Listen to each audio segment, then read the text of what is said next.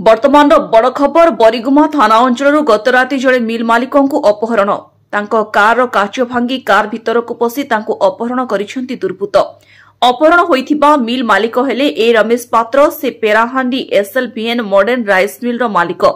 गत राति 8:30 समय से पेराहांडी मिलू निज घर कुमुलीपुट फेरिबा समय पेराहांडी ब्रिज निकटरू अपहरण करा जायछि। खबर पाई बरिगुमा पुलिस घटनार तदंत आरंभ करिछि। मिल मालिक आसुले घर को फेरुले मिल रू बाहर की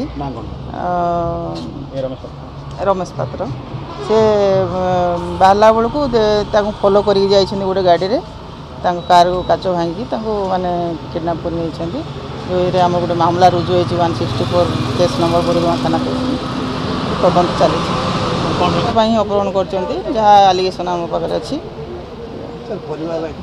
चेष्टा कर रेस्क्यू करूँ। हम सब टीम गठन है ये Jaipur sub division total IAC लगी बोरीगाँ सब डिविजन 3 ରୁ 4 माने इनवॉल्व अच्छा जना पड़ी